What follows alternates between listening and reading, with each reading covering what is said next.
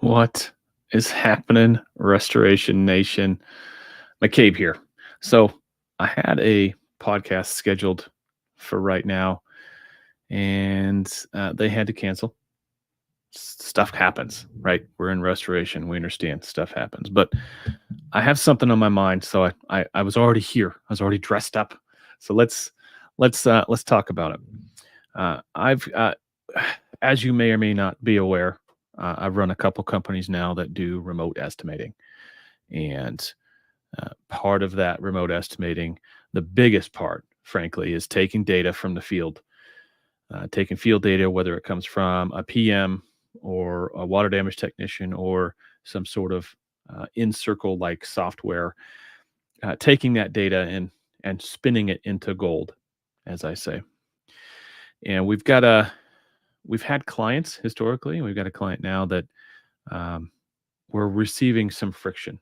The feedback we're receiving from their various offices are um, something along the lines of we spend too much time rewriting their sheets, right? And that's, as you might imagine, a little bit contrary to my worldview, where I've been doing this for 22 years. And if the sheet coming out of my shop is inferior, I want to know. I want to really understand what's going on. And at the end of the day, what's happening with this particular client is that um, the PMs, we're not getting all the data. We're not we're not getting a full picture of the loss in order for us to write a full sheet. And the PMs are receiving our sheets back and saying, "Well, there's not enough money in it," and they're just grasping. They're like, "Okay, well, we're going to add this. We're going to sprinkle in a little bit of this. And we're going to, whatever they're doing. We don't have any idea, right? We're frankly trying to solve this, actively trying to solve this problem right now. But my feeling, my gut tells me that these guys don't have a good feel for how the soup is made. They don't have any formal training, and what they're used to doing is going out, looking at a job, piling a bunch of stuff in their heads, and then going back to their desks and just puking it out into Xactimate. And in the absence of them writing it, they have an innate inability to translate their thoughts to paper. And that's where I think we're having a big disconnect between our companies is they have a thought process that is not organized, not disciplined in the way that they're logging these things. They're not putting these things down on paper in a way that we can translate them into money for them. So here's my message to first my first message to PM slash estimators out there. You need to have a process for how you document the loss. You need to anticipate the moment, the day when you wake up, you walk across the street and you get hit by a bus. And then all of that information that you have stored in your head for the 5 jobs, 10 jobs you saw that week is gone. And your organization has to find some way to pick up the pieces in your absence. If you don't have a disciplined way to document the loss, and not just document the loss, but actually get your scope down on paper, what do you think needs to happen on that job? Room by room. There's all kinds of software out there to help you folks. In Circle is my current favorite. You can go into the room, you can hit record, and you say, "Hey, we're replacing all the baseboards in here. We got a 4-foot flood cut on 2 walls, and it looks like we're going to have to paint the entire room." And blah de blah de blah. That is all you have to say. Hit the button, and it's in that room. And then you can share that in Circle Claim with your remote team, and they can write a good sheet based on your information. But in the absence of that information, what's happening with this particular client is we're writing the best we can with the information we have, and then these PMs are saying, "Well, they don't write good sheets. I have to spend 45 minutes rewriting their sheets." And we're looking at what they're doing, and we're saying, we didn't have that information in the first place. So, as a PM, you need to do a better job of that. I understand. Believe me, I truly intimately understand your job because I was you.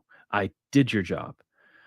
And I know there is no formal training to be a PM slash estimator in the restoration space.